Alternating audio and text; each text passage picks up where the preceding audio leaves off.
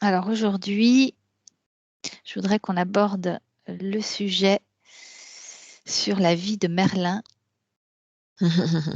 Qui était Merlin? C'est un grand mystère pour Oui, beaucoup. et on Je crois parle que beaucoup en ce moment, hein. exactement, ce Ouais. sujet est attendu, je crois. Mhm. Et donc, déjà, quand je te dis Merlin, qu'est-ce qui te vient comme information? Alors, ça me dit que c'est un enchanteur, comme le veut son nom. Mhm. Enfin, le nom qu'on lui donne aujourd'hui, tout du moins. Et on lui donne aussi beaucoup de noms. Enchanteur, c'est comme si ce nom-là, aujourd'hui, nous permettait de dire que tout ce qui vient de lui nous enchante, mais qu'à l'origine, c'est pas forcément ça. Mhm. C'est pas D'accord. forcément enchanteur, tout ce qu'il a dit ou fait à l'origine. On dit qu'il a été druide, on considère aussi comme un sage, un magicien, même un chaman. On dit même qu'il a été le devin du roi. Alors ça, ce dernier point, ça plaît pas du tout. Il y a quelque chose D'accord. qui me dit non, parce qu'il y a quelque chose de sombre derrière ce mot de devin du roi. Et puis c'est comme si tous ces attributs qu'on lui a donnés, c'était comme pour lui donner une consistance, Oui. druide, magicien, mais qu'en fait il est bien au-delà de tout ça. Mhm. D'accord. Alors justement, je voudrais savoir, est-ce que c'est un personnage qui s'est incarné en être humain? Oui, il s'est incarné. Il s'est incarné. Mais ça me dit que c'est aussi un personnage légendaire. Mhm. En Alors, fait, c'est un personnage légendaire parce qu'on a créé une légende. Nous, oui, humains, avons créé une légende autour de lui. d'accord. Voilà, c'est en ça qu'il est légendaire. Mais il a réellement existé alors. Mais il a réellement existé, oui. Ok. Alors, avant de continuer sur sa vie, je voudrais que tu regardes son naissance et si tu y vois des particularités. Son essence, elle a l'air, elle se présente comme quelque chose de surdimensionné. D'accord. Voilà, d'habitude, je vois quelque chose de, voilà, qui a à peu près cette forme, cette taille-là. Là, c'est comme si c'était quelque chose d'énorme. Comme ça me parle de portail multidimensionnel. Mhm. Alors, c'est une, entre guillemets, catégorie d'essence où il est unique. Il n'est pas unique. Mhm. C'est une essence propre à sa lignée. Est-ce qu'il y a d'autres personnages connus de sa lignée? Alors, ça me renvoie à Léonard de Vinci. D'accord. Ça me Est-ce que tu renvoie à Tesla. J'ai Edison aussi qui vient. Pour les plus connus, ça me dit ça. Ouais, très bien. Ouais. Alors, quelle expérience cette essence a-t-elle fait avant l'incarnation en tant que Merlin? Ça me parle d'intraterre. Alors, qu'était-il dans l'intraterre? Il était une conscience. Mhm. Ça me parle de conscience divine. Donc, sous forme d'énergie? Oui, D'accord. de cellules même. Un peu plus que d'énergie parce que ça me parle de cellules. Mais ça me parle aussi de cellules d'eau, D'accord. d'énergie dans l'eau. Alors, pourquoi cette essence a-t-elle fait cette expérience d'énergie dans l'eau? En fait, c'était sa structure originelle. C'est l'information D'accord. que j'ai. Mm. Mhm. Oui, c'est ça. C'était le départ, le début. Le début. Le début. D'accord. Mm. Ok. Et si tu avances un petit peu, si on peut dire, dans le temps, Mhm. qu'a-t-elle fait comme autre expérience, cette essence, avant de devenir Merlin? Alors, je la vois dans le fond des océans. Je la vois dans des glaces type iceberg. Pas que sur Terre. sur d'autres planètes également. Ça me parle même d'autres galaxies. Mais toujours en tant qu'énergie liée à l'eau. Oui. D'accord. Alors, c'est très intéressant ce que tu me dis, parce qu'on me dit qu'il est né d'une mère, que Merlin est né d'une mère humaine, mais qu'il est né d'un père diabolique. Alors, je ne sais pas exactement à quoi est rattaché ce mot diabolique, Mhm. mais ce père serait considéré comme le dieu de la mer ou de l'océan ou Ah ouais. quelque chose comme ça. Il y aurait quelque chose, je ne retrouve pas exactement la dénomination, mais il y aurait quelque chose comme ça. Je savais Très même bien. pas qu'on avait cette information-là sur Merlin. Tu vois, je m'y étais jamais intéressée aussi loin. J'ai Euh, juste cherché sur Internet. Hein. ouais, c'est bien, c'est bien. Ouais, ouais, comme toujours. Tu fais ton travail préparatoire. Alors, Voilà, né de la mer. On parle de ça.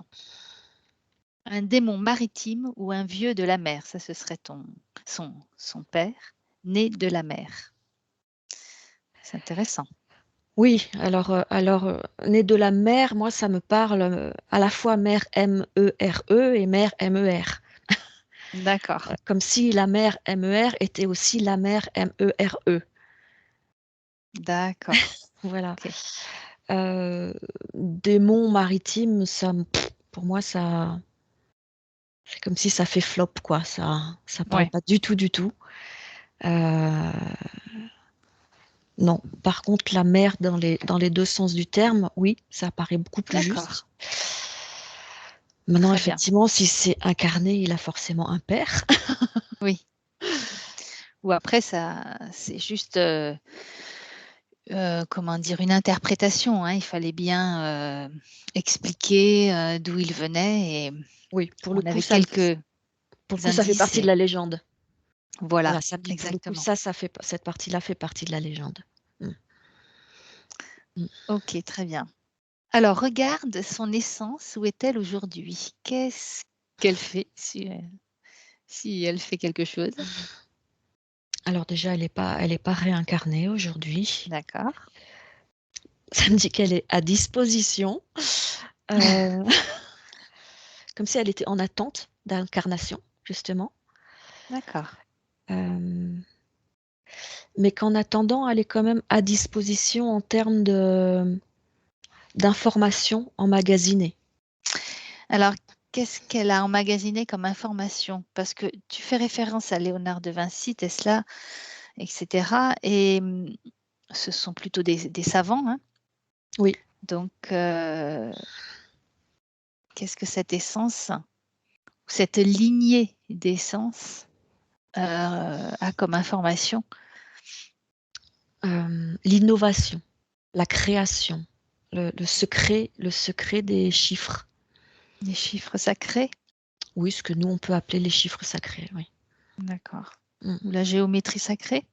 Ça en fait partie, D'accord. oui, mais ça va au-delà de ça. Et du, D'accord. et du coup, ça me renvoie aussi à Grabovoi, Mhm. c'est ça, Ah, ok. qui utilise Mhm. les chiffres. Les chiffres ont des secrets.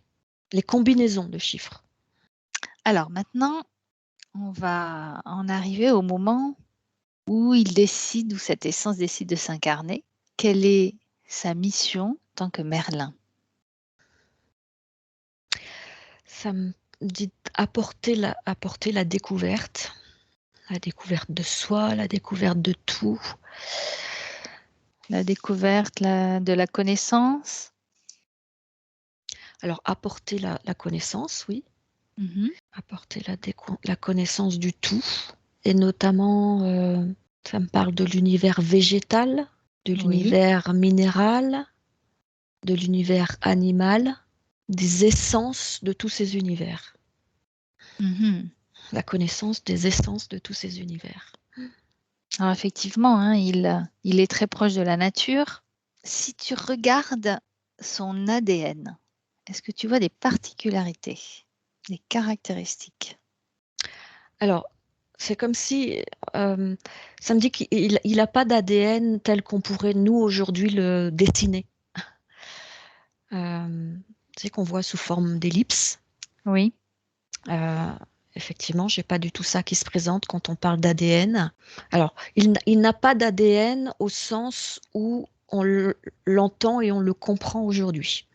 Ça me parle de génomes qui vont au-delà de l'ADN et ça revient sur le fait il est constitué de particules de l'intraterre et que c'est D'accord. ça ce qu'on pourrait appeler son ADN. Est-ce que cette particularité lui confère des pouvoirs, de ce qu'on peut appeler des pouvoirs? Alors oui, nous, on pourrait appeler ça des pouvoirs, mais en même temps, ça me dit que ce sont des capacités qu'on pourrait tous avoir. Mhm. Ouais, chouette, dis-nous comment. On veut apprendre. Oui, je veux la recette. Ouais. Alors déjà, quelle capacité? De communication, je m'apprêtais à dire télépathique et ça me dit non, de communication de cœur à cœur. Toi, par D'accord. exemple, c'est ce qu'il fait avec le règne animal, Hmm. ce qui, voilà, capacité à décoder le cœur, mais aussi à être en lien de cœur à cœur, y compris si on est à des distances phénoménales. D'accord. Ça me dit comme à tisser un réseau de communication de Mhm. cœur à cœur. Qu'est-ce qu'il a d'autre comme capacité? Alors ça me dit c'est un grand orateur, euh, qu'il a eu aussi beaucoup de capacité orale à convaincre son auditoire. Mhm. Ça a beaucoup contribué à créer sa légende. D'accord. Euh, mais il dit qu'est-ce que je pourrais avoir de pouvoir plus grand que la communication de cœur à cœur. Oui. Voilà, il n'y a pas de pouvoir plus grand que ça. Et quand on a compris ça, on a tous les pouvoirs. Parce que nous, on pourrait appeler pouvoir. Mhm. D'accord. Alors, dans la légende, on lui confère une capacité de métamorphose. Les seules métamorphoses qu'il a effectuées, c'est... Il parle de métamorphose des plantes, encore une fois, du règne végétal et du règne minéral. Alors, je ne sais pas si tu te Ça rappelles, va pas au-delà. Oui. on avait vu dans l'enquête sur Arthur Mhm. qu'il avait choisi une licorne et qu'il l'avait transformée en cheval pour Arthur. Tu te rappelles de ça? Exact, exact. Ouais. Est-ce que c'est dans ce sens-là? C'est dans le sens où lui, il avait la capacité de voir la licorne, mais quand il l'a portée à notre vue, on l'a vue avec nos yeux d'humain sous la forme d'un cheval. D'accord. Donc, oui, on peut appeler ça métamorphose, mais c'en est pas vraiment une. Il a juste fait passer une licorne du monde éthéré Éthérique. Ouais. voilà, éthérique à un cheval dans le monde D'accord. physique. On dit aussi qu'il était capable de se changer en cerf. Là, Ça te dit? non, Non. ça me dit non. Non, ça me dit que ça fait Ok. partie de la légende. Et puis aussi de son côté un peu orateur et fantasque pour faire croire des choses, Mhm. pour alimenter un peu pas son pouvoir. Ça lui plaît pas Sa, ce mot-là, mais sa réputation? ouais, c'est ça, en quelque sorte. D'accord. C'est juste que d'une certaine façon, il était capable de faire un avec le cerf, mais il fait un juste parce qu'il a une capacité à communiquer avec lui. Oui. Donc s'il D'accord. avait envie, il pouvait dire au cerf d'aller à tel endroit, de faire telle chose, et on a cru que c'est lui qui était dans le cerf, mais non, il communiquait avec le cerf D'accord, ouais. pour lui demander de faire telle et telle chose. Il faisait un Ok. avec lui, quoi. Alors, encore en ce qui concerne ses capacités, on lui donne des talents de bâtisseur. Est-ce que ça te parle, ça? Alors, je sens qu'il y a quelque chose à aller gratter derrière. J'ai pas de oui, j'ai pas de non, mais c'est comme si j'avais une fenêtre qui s'ouvrait pour me proposer D'accord. d'aller chercher ce qu'on peut mettre derrière ce mot. On dit qu'il avait la maîtrise de la pierre. Ça a quelque chose à voir avec la maîtrise des éléments, effectivement. On revient sur cette histoire du règne du végétal et et du minéral. D'accord. Qui était capable de construire des mégalithes. En fait, c'est comme si, et ça me renvoie encore une fois à Léonard de Vinci, il savait effectivement comment agencer les choses pour que ça fonctionne, D'accord. pour que ça tienne debout, et des choses à cette époque-là complètement innovantes qu'on n'avait jamais vues ailleurs. Voilà, cette capacité à assembler d'une certaine façon les différents éléments. Et oui, il avait une vision de ce que pourrait être un assemblage de matière et de ce que ça pourrait D'accord. créer comme effet. Et est-ce que cette croyance comme quoi il aurait construit Stonehenge, ça colle pour toi? Alors ça me dit qu'il n'a pas construit Stonehenge, ça me dit j'ai un nom, mais que Stonehenge a été construit avec les mêmes connaissances qu'aurait pu avoir Merlin. D'accord. Alors, moi, je sais pas du tout, ça correspond aux mêmes périodes ou... Eh bien là, je ne pourrais pas te dire. Ouais, Justement parce que j'allais te demander à quelle époque il a vécu ce Merlin. moi, ça me paraît antichronique, Merlin et Stonehenge, tu vois, ça D'accord. me... Par contre, oui, Stonehenge, c'est comme s'il y avait eu besoin des mêmes... Il y a eu besoin des mêmes connaissances qu'avait eu Merlin D'accord. pour construire Stonehenge. Voilà. Après, à quand ça remonte, Merlin? Quand c'est... Moi, je suis en plein... Ça a l'air d'être Moyen-Âge. Je n'ai pas de date qui m'apparaissent. Enfin, la période où on a construit sa légende est la bonne, en tout cas. Il a, D'accord. il a Et effectivement côtoyé le roi Arthur. Alors, ça me dit qu'ils ne se sont jamais rencontrés, mais que par contre, oui, c'est la même période. Tiens, d'après la légende, hein, Hum, hum. Merlin aurait planifié en quelque sorte la naissance d'Arthur pour aider l'accomplissement du destin du royaume de Bretagne. Alors, le roi Arthur est effectivement venu pour ça. Par contre, ça n'a rien à voir avec Merlin. C'est pas Merlin qui a planifié la venue. Par contre, leur arrivée concomitante à ce moment-là n'était pas le fruit du hasard. Alors, on dit aussi qu'il a organisé le défi de l'épée d'Excalibur qui permet à Arthur de, de succéder à son père. Alors, il n'a pas organisé. Organiser n'est pas le bon mot. Par contre, il a quelque chose à voir là-dedans. Il a quelque chose à voir avec la fabrication de l'épée. Alors, tu te rappelles, on avait vu dans Ouais. l'enquête sur Arthur, hein, Mm. que cette épée avait été fabriquée exprès pour lui, Exprès pour Arthur, pour ouais. Arthur. Ouais. Elle est passée dans les mains de Merlin avant de passer dans D'accord. celle d'Arthur. Euh, c'est comme si cette épée avait pu acquérir sa puissance. Alors, elle en avait déjà beaucoup, hein, parce qu'on avait vu qu'elle avait Oui, été façonnée de façon un peu particulière exactement, oui. par un Arthurien. Oui, Le fait de passer dans les mains de Merlin avait pu activer ce qu'on pourrait appeler les pouvoirs, hein, mais la oui. puissance de toutes ces pierres et ces métaux façonnés dans cette épée. Il y a une histoire D'accord. d'activation, comme si on avait un bouton on-off. Mhm. Voilà. Au moment où l'épée a été façonnée, elle avait déjà emmagasiné beaucoup de choses, d'informations. Et Oui, en passant dans les mains de Merlin, ça active cette information. d'accord. Et tu confirmes quand même que Merlin et Arthur ne se sont jamais rencontrés? Ça me dit pas de façon directe, en esprit, en cœur à cœur, justement, D'accord. mais pas de façon directe.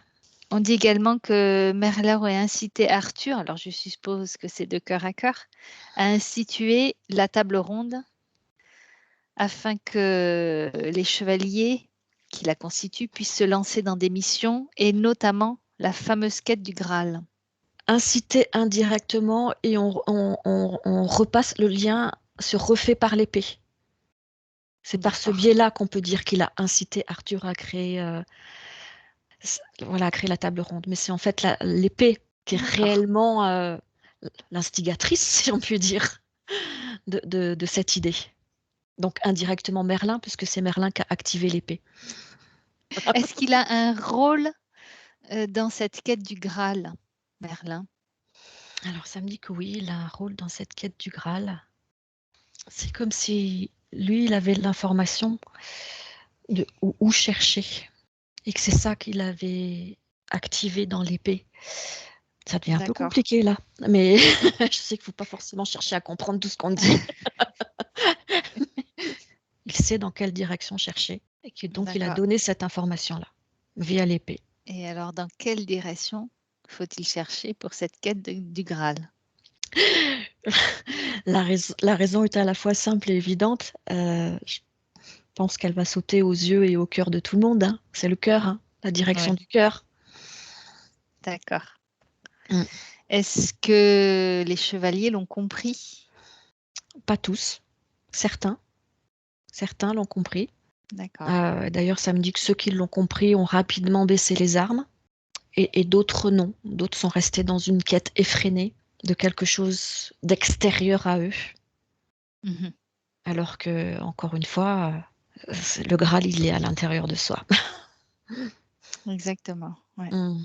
Est-ce qu'il a des relations particulières avec les dragons? Ah oui, dit-il.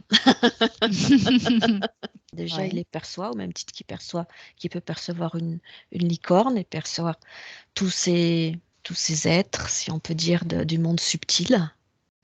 Il peut communiquer avec eux. On en revient quand même à ce qu'on pourrait appeler des pouvoirs, parce que c'est comme s'il pouvait les chevaucher pour se téléporter d'un endroit à d'accord. un autre. C'est une manière de changer de plan? Oui, c'est ça. Est-ce que Merlin a eu des relations avec un dragon en particulier? Il semblerait, oui. Il était comment? Déjà très très imposant. Un dragon d'eau, bien sûr, j'ai envie de dire. Oui. Euh, Très puissant, très imposant. En fait, samedi avec mes mots d'homme, qu'il avait des tripes avec ce dragon, D'accord, comme s'il pouvait faire des voyages, des voyages euh, hors du corps. Voilà, d'accord. avec nos mots à nous, c'est comme ça Oui. que ça me l'explique, avec ce dragon, où il pouvait retourner à la connaissance universelle quand il faisait ça, la Mhm. connaissance du grand tout. Alors Bien. c'est amusant parce Oui. que ce dragon, il a l'air, il y a une grande différence de couleur entre sa tête et le reste du corps. Donc j'essaie d'avoir plus d'explications. C'est comme si le corps était très, il était vert bleu, bleu vert, vert d'eau, je sais pas comment on peut dire, très Mhm. flamboyant. La tête me paraît beaucoup plus sombre. Elle a pas ces couleurs. C'est comme si la tête portait le feu et la terre. Il y a une histoire des quatre éléments avec ce dragon, qui porte à la fois l'eau, le feu, la terre et l'air avec ses ailes pour s'envoler. D'accord. Il a cette connaissance et cet équilibre des quatre éléments. D'accord. Mm. Ok. Et tu as dit au départ que c'était un dragon d'eau parce que au Ouais. centre de son corps, c'était Euh, plutôt haut. C'est voilà, ça? parce que D'accord. son corps est plutôt haut. D'accord. Voilà, c'est en train de me donner le détail. Les ailes sont air et la tête est à la fois terre et feu. Et les pattes, je suppose que c'est Les terre. pattes, c'est terre. Mm. D'autres infos par rapport à ça? Bah, en fait, c'est ce qui permettait à Merlin sa connexion, sa parfaite connexion et compréhension des quatre éléments, donc du monde végétal, animal, minéral, etc. Alors maintenant, je voudrais qu'on passe à sa relation qu'il avait avec la fée Viviane et la fée Morgane. Elles sont là en soutien, ça me dit. Donc, ce sont des élémentaux avec qui ils pouvaient D'accord. communiquer. Elles avaient toutes les deux une taille humaine. Elles pouvaient prendre la taille et la forme de ce qu'on voulait. D'accord. Si on voulait les voir sous forme humaine, elles pouvaient le faire. Mais Merlin ne les percevait pas comme ayant une taille et une forme humaine. Mhm. Il les Oui, percevait comme des énergies, en fait. ouais, d'accord. Voilà. Alors comment ils se sont rencontrés? Tout simplement dans la nature, j'ai envie de dire, hein. D'accord. Voilà. Est-ce que la fée Morgane et la fée Viviane se connaissent déjà ou elles n'ont rien à voir? Si elles se connaissent, et j'ai l'information qu'elles étaient destinées, que d'une certaine façon, elles l'attendaient pour l'enseigner, pour lui enseigner. D'accord. Alors c'est rigolo parce que j'ai lu que c'était Merlin qui enseignait à ces deux fées. Bon. Et donc apparemment, ce serait plutôt l'inverse. Non, ça me paraît pas juste de dire ça. D'accord. Alors, qui enseignait à qui? Non, pour moi, c'est vraiment elle qui restait dans l'enseignement vis-à-vis de Merlin, et notamment sur le respect du monde végétal, minéral, animal, sur les besoins de ces différents univers. C'était un échange aussi, peut-être. Oui, Est-ce un c'était un échange? échange parce que j'avoue qu'elles avaient aussi un rôle de mise en garde de ce qui était bon, pas bon de faire vis-à-vis de cette nature. Merlin était un peu leur protecteur, en D'accord. ce sens qu'avec la connaissance qu'il avait sur la nature, on va dire globalement, eh ben, il pouvait faire en sorte que on la respecte et que donc on respecte tous les élémentaux qui y vivent. Donc oui, un rôle de protecteur. On dit aussi que Merlin et Viviane se seraient séduits. Alors là, j'ai le mot légende, légende, légende qui Ouais. clignote. Je m'en doutais un peu. Et que Viviane a aussi comme nom la Dame du Lac. Oui, alors ça paraît vrai, en tout cas juste dans l'histoire qu'on en a fait, parce que on en revient au fait qu'elle pouvait prendre la forme qu'on voulait lui donner, et notamment une forme humaine, si on voulait qu'elle prenne cette forme humaine. Et pour le coup, eh ben c'est comme l'histoire avec le cerf. Le cerf. Visiblement, Merlin a utilisé cette capacité à communiquer avec elle pour lui faire prendre une forme humaine quand ça D'accord. pouvait lui servir pour alimenter sa puissance, ses pouvoirs, entre guillemets. Il aime pas ces mots-là, hein, mais il dit alimenter votre légende, mais néanmoins, ça a pu servir à un moment. D'accord. Parce ça a permis de faire passer des messages, Ouais. Et est-ce que ces messages ont été compris? certains. D'accord. On se rend compte finalement que ces personnages légendaires viennent ou existent pour nous, surtout pour faire passer des messages. Hein. Oui, oui. Ouais. Ils sont pas légendaires, hein. Ils existent. À qui Oui. veut bien les voir, en communiquant de Ouais. cœur à cœur. Mais oui, ils sont là pour faire passer des messages. Et notamment, bien évidemment, j'ai envie de dire, sur le Ouais. respect de la nature, du monde vivant. Ouais, tout à Le fait, ouais. monde minéral, végétal, étant également un monde vivant, quoi. Mmh. Comment a-t-il disparu ce Merlin en tant qu'être humain? Comment est-il mort? De vieillesse, pas de mort mise en scène et samedi, il s'est éteint comme une petite flamme en fait. C'est voilà, Mmh. il avait donné ce qu'il avait à donner et il s'est éteint tranquillement. Donc tu as dit qu'il n'était pas revenu sur terre depuis? Non, D'accord. Est-ce qu'il y a des personnes qui arrivent à communiquer avec Merlin? oui, il y a des personnes qui communiquent avec son essence. Oui. Et qu'est-ce qu'il leur, donne comme information? Alors il y a l'air d'avoir plusieurs choses. À la fois, ça regroupe un peu tout ce que j'ai dit depuis le début, à la fois les informations sur le respect de ces différents univers de la nature, mais il y a l'air aussi d'avoir des informations sur la création, l'innovation. D'accord, Ah oui. bah le Est-ce que lien, tu c'est la nature, les éléments de la nature au service de l'innovation et Mmh. la création. Ouais, d'où, les autres, personnages ou personnes comme Léonard de Vinci, Oui, Tesla oui, c'est ça, qui ont utilisé, les forces de la nature pour, en faire de l'énergie, tout à fait. de l'innovation, ouais. Mm. D'accord, très bien. On va terminer là. Est-ce que Merlin aurait un dernier message pour nous? Respectez la création originelle. Elle est Mhm. capable de vous fournir tout ce dont vous avez besoin pour vivre. Ne la dénaturez pas, ne la surexploitez pas. Elle vous donne tout ce dont vous avez besoin. Et oui, très beau message. Mm. Oui, Est-ce que tu as d'autres informations avant de terminer? non, l'essentiel a été dit. Super. Alors, on va le remercier et je vais te faire rentrer. Je te remercie. Merci.